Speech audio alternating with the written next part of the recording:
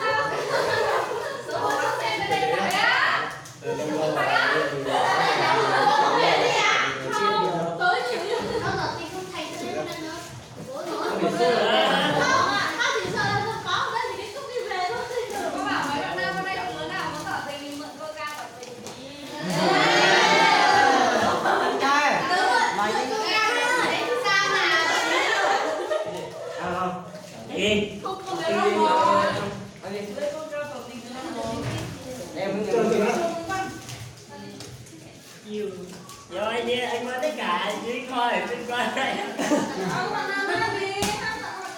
Nào em. Báo ở đây nhỉ? Báo đâu rồi?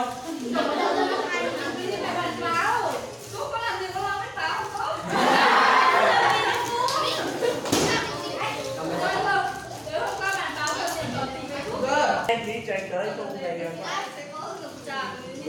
Sao tối cùng về được đêm? Để gần mặt kỷ niệm.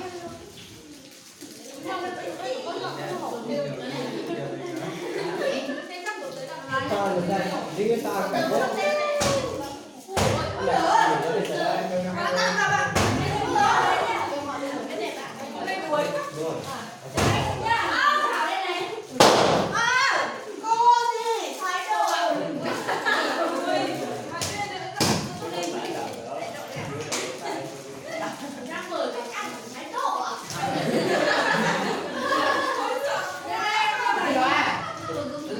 Em nói thêm một tờ thì chưa có học đại học chưa? Có tiền rồi còn gì á?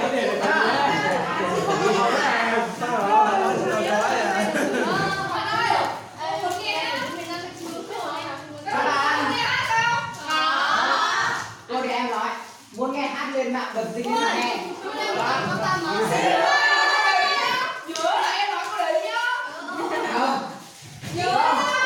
Không, đây là đấy.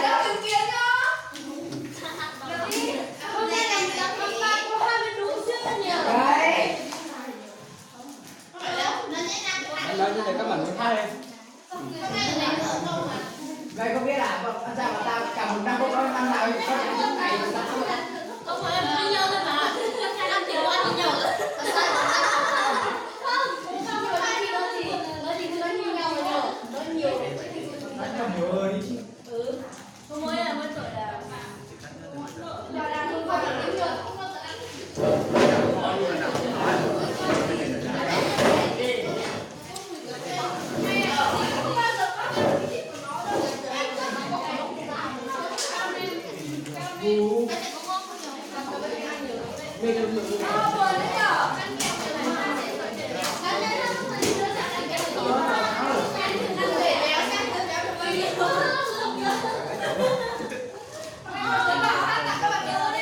Rồi sơ hôi ra tòa.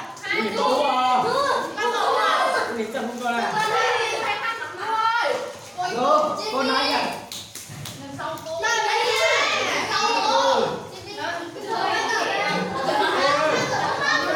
Tôi lên hát rồi.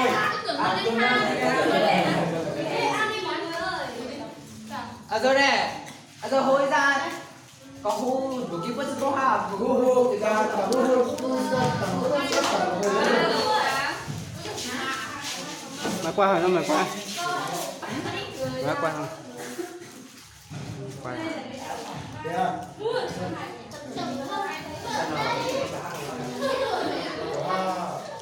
Mày mắc rảnh nó nát rồi à? Nó kiểu anh thôi.